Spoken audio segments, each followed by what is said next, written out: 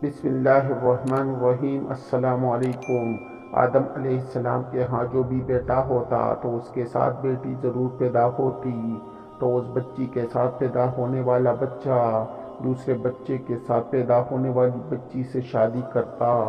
حضرت آدم علیہ السلام کی صلیبی اولاد کے درمیان ایک وطن کا دوسرے وطن سے نکاح جائز تھا۔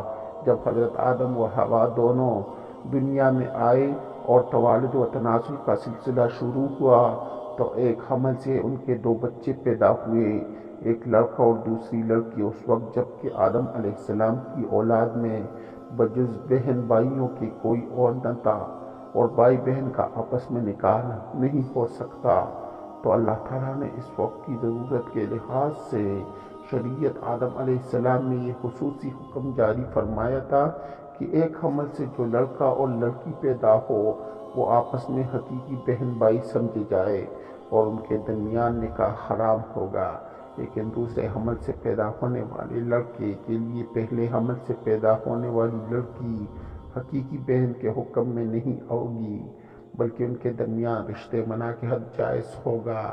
حضرت آدم علیہ السلام کی شریعت میں ضرورت توالد و تناسل کی وجہ سے یہ جائز تھا کہ اس کے علاوہ اور کوئی شکل نہ تھی۔ اس کو اللہ تعالیٰ نے اس وقت جائز فرمایا تھا کیونکہ بعد میں اس کی ضرورت نہ رہی، اس لیے پھر حضرت آدم علیہ السلام کے بعد آنے والی ہر شریعت میں اس کو منع کر دیا گیا کہ کوئی بہن بھائی آپس میں شادی نہیں کر سکتے۔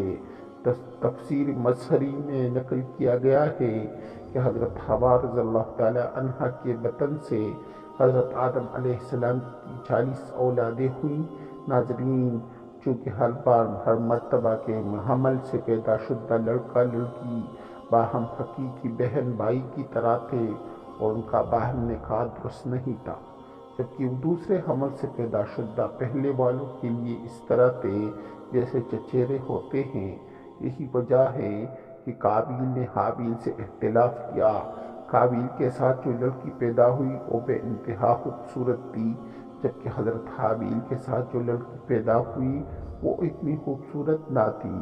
حضرت آدم علیہ السلام کی شریعت کے مطابق جب یہ جوان ہوئے تو قابیل کی شادی حابیل کی بہن سے ہوئی تھی اور حضرت حابیل کی شادی قابیل کی بہن سے ہوئی تھی، لیکن قابیل اپنی ہی بہن کو پسند کرنے لگا اور اسی سے شادی کرنا چاہتا تھا، کیونکہ شریعت آدم میں اس کی ممانعت تھی کہ ایک ہی حمل سے پیدا ہونے والے بچوں کی شادی آپس میں نہیں ہو سکتی۔ لہٰذا جب یہ صورتحال زیادہ بگڑ گئی تو حضرت آدم علیہ السلام نے ان دونوں کو اللہ کی راہ میں قربانی پیش کرنے کو کہا اور بتایا کہ جس کی قربانی کو آسمان سے آگ آ کر کہا جائے تو سمجھنا کہ ان کی قربانی قبول ہو گئی۔ قابیل کھیتی باڑی کا کام کرتا تھا، حضرت حابیل علیہ السلام بکریاں چرایا کرتا تھا۔ حضرت حابیل علیہ السلام نے اللہ تعالیٰ کے سامنے ایک بکری کا بچہ پیش کیا اور قابیل نے ایک گٹھا لیا اور ان کو اللہ تعالیٰ کی بارگاہ میں قربانی کے لیے رکھ دیا تھا۔ چنانچہ حضرت حابیل علیہ السلام کی قربانی قبول ہو گئی، جس پر حابیل علیہ السلام کہنے لگے کہ میرے والد صاحب نے میری قربانی قبول ہونے کے لیے دعا کی ہوگی، جس کی وجہ سے اللہ تعالیٰ نے میری قربانی قبول فرمائی ہے۔ روایات میں آتا ہے کہ حضرت حابیل علیہ السلام قابیل سے زیادہ جوان اور بہادر تھے۔ حابیل نے اپنے بھائی کو کہا، اگر تم مجھے بھی قتل بھی کرو گے تو تمہارا مقابلہ نہیں کروں گا، میں چاہتا ہوں کہ قیامت کے دن تو میرے گناہوں میں شمار ہو کر آئے۔ ایک قابیل نے ایک دن غصے میں آ کر حضرت حابیل کو پتھر دے مارا۔ حضرت حابیل علیہ السلام کو قتل کرنے کے بعد قابیل بہت ہی دکھی اور پریشان رہنے لگا۔ قابیل اپنے بھائی کی لاش کو کندھوں پر اٹھا کر کئی دنوں تک گھومتا رہا کہ اب اس کا میں کیا کروں۔ پھر اللہ تعالیٰ کے حکم سے دو کوے آپس میں لڑنے لگے، ان میں سے ایک کوے نے دوسرے کوے کو مار دیا۔ یہ سب کچھ قابیل دیکھ رہا تھا۔ کوے نے اپنے ساتھیوں کو کوے کو مار کر اس کو زمین میں دفن کر دیا۔ قابیل نے بھی کوے کو دیکھ کر اپنے بھائی کو دفن کرنے کے لیے ایک گدھا نکالا جس میں حضرت حابیل علیہ السلام کو دفن کر دیا۔ اس کے بعد قابیل اپنی سگی بہن عقلیمہ کو لے کر وہاں سے بھاگ گیا۔ اس کی وجہ یہ تھی کہ شیطان قابیل کے پاس آ کر اس کے دل میں یہ درد ڈالتا تھا کہ تم نے اپنی بھائیوں کو قتل کیا ہے، اب تیرا باپ تجھ کو قتل کرے گا۔ اس ڈر کی وجہ سے قابیل وہاں سے اپنی بہن کو ساتھ لے کر بھاگ گیا۔ اس دن کے بعد حضرت آدم علیہ السلام مسلسل پریشان رہنے لگے۔ حضرت آدم علیہ السلام اللہ تعالیٰ کی بارگاہ میں دعا کیا کرتے تھے، یا اللہ تعالیٰ مجھے ایک نیک اولاد عطا فرما۔ اللہ تعالیٰ نے حضرت آدم علیہ السلام کی دعا کو قبول فرماتے ہوئے حضرت آدم علیہ السلام کو ایک لڑکا عطا فرمایا جس کا نام حضرت شیش علیہ السلام تھا۔ حضرت شیش علیہ السلام جو جوان ہوئے تو حضرت آدم علیہ السلام نے اپنی جانشین حضرت شیش علیہ السلام کو مقرر کر دیا۔ ان کو حکم دیتے ہوئے کہا کہ اپنے بھائی قابیل سے ہمیشہ دور رہنا۔ جب حضرت آدم علیہ السلام کا وصال ہوا تو اللہ تعالیٰ کی طرف سے بے شمار فرشتے زمین پر نازل ہوئے۔ انہوں نے حضرت شیش علیہ السلام کو اپنے باپ کو دفن کرنے کا طریقہ بتایا۔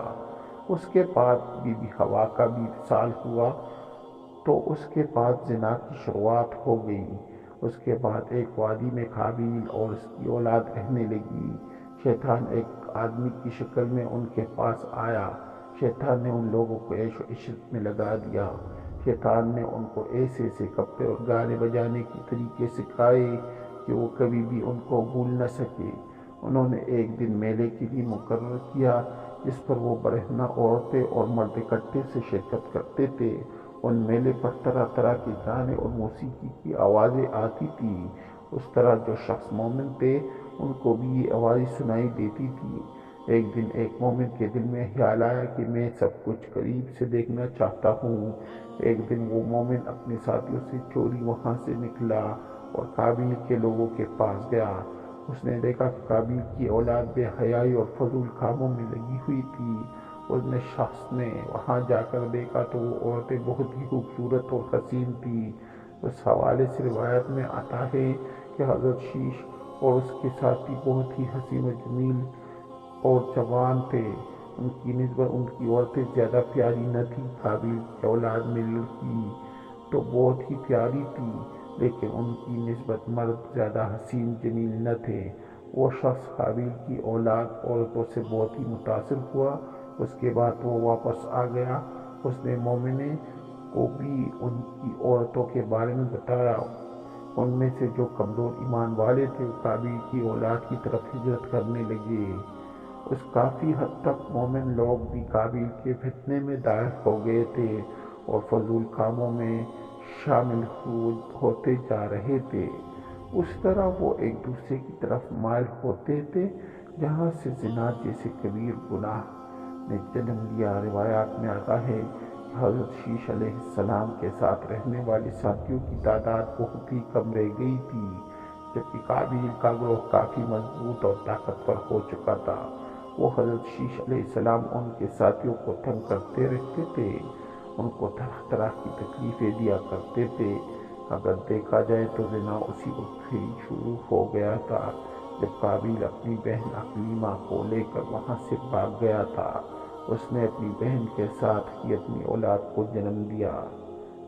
معزز دوستو، اگر آپ لوگوں کو میری ویڈیو اچھی لگی ہو تو میرے چینل کو سبسکرائب کریں، اس ویڈیو کو لائک کریں اور دوستوں کے ساتھ شیئر کریں۔